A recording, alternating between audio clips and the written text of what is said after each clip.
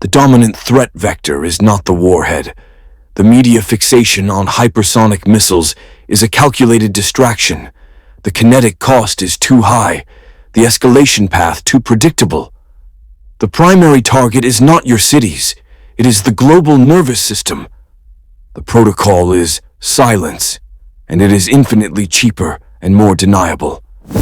Why deploy a multi-billion-dollar weapon when an unmanned submersible can sever the subsea data cables that transmit over 99% of global communications? CSIS reports confirm these assets, carrying trillions in daily financial data, are indefensible. The objective is to engineer a blind leviathan, a nation-state with overwhelming firepower but no sensory input. A command structure that cannot see, hear, or transact renders its high-cost conventional assets, carriers, satellites, operationally insolvent. We see this exact asymmetric logic deployed at every scale.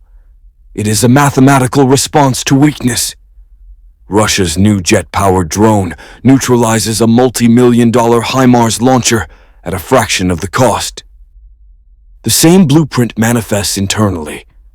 When conventional policing proves insolvent, untrained immigration agents are deployed to manage protests in Minneapolis, an asymmetric stopgap for a systemic liability.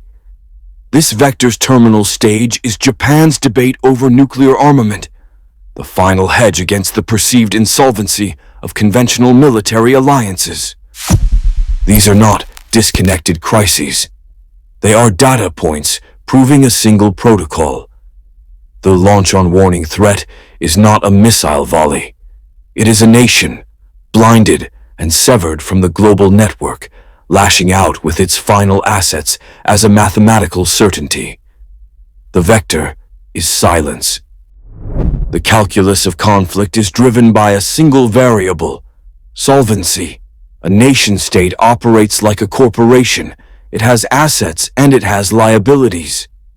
According to analysts at CSIS, a protracted and unpopular war is not a political problem.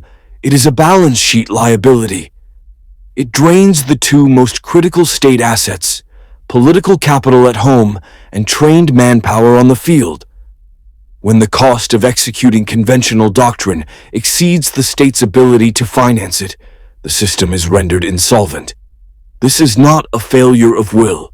It is a mathematical certainty. Systemic insolvency forces a pivot. Weakness mandates a change in protocol. A state that cannot afford the kinetic cost of a peer-to-peer conflict must shift to asymmetry. The recent deployment of new, jet-powered one-way attack drones by Russia is the blueprint in action. These are not marvels of innovation. They are instruments of desperation. The strategy is to trade a low-cost, expendable asset for a high-value enemy target, like a Ukrainian HIMARS launcher. It is a rational, economic exchange, executed when your own high-value assets are too expensive to risk or have already been depleted. This is the signature of a power forced to hedge against its own systemic weakness. The entire protocol is underwritten by a solvency crisis in kinetic power. The math is irrefutable. A legacy military asset, a main battle tank, represents a capital expenditure of $5 million. As documented by analysts at the Royal United Services Institute, RUSI, this asset is now systematically targeted and neutralized by one-way attack drones costing $500. That is a 10,000 to 1 leverage ratio on lethality. This economic inversion is the democratization of violence. The barrier to entry for projecting catastrophic force has collapsed. When a state actor like Russia deploys jet-powered drones against high-value assets like HIMARS launchers, it is not innovation. It is a mathematical response to the unsustainable kinetic cost of conventional warfare, liquidating expensive enemy platforms with cheap, disposable liabilities. The regional instability you are being shown, warnings about Canada or South Africa, is a deliberate misdirection. These are not the sources of the crisis. They are the symptoms. More accurately, they are designated proxy laboratories, staging grounds where asymmetric protocols are tested, refined, and prepared for wider deployment. Consider the blueprint. A state's domestic policing system proves insolvent against internal dissent. The response protocol is triggered. Deploy untrained federal immigration agents onto the streets of Minneapolis. This isn't a failure of training, it's a field test. It answers a single mathematical question. What is the minimum viable force required to suppress a liability when conventional assets are exhausted? This exact vector is then scaled to kinetic conflict.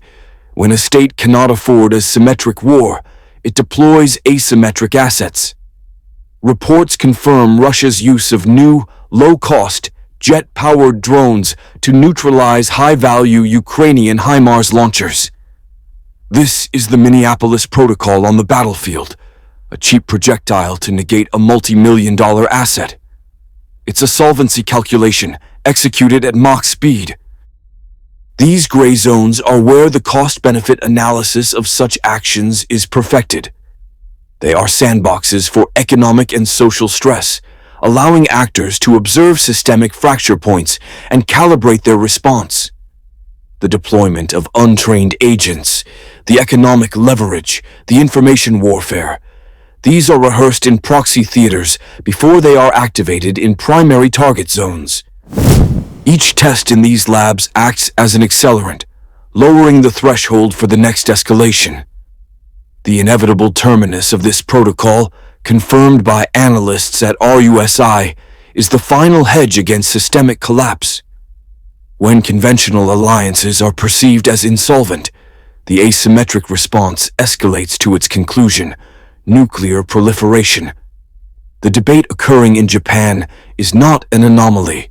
It is the final, logical step in a blueprint tested and proven in the gray zones. The doctrine is designated launch on warning.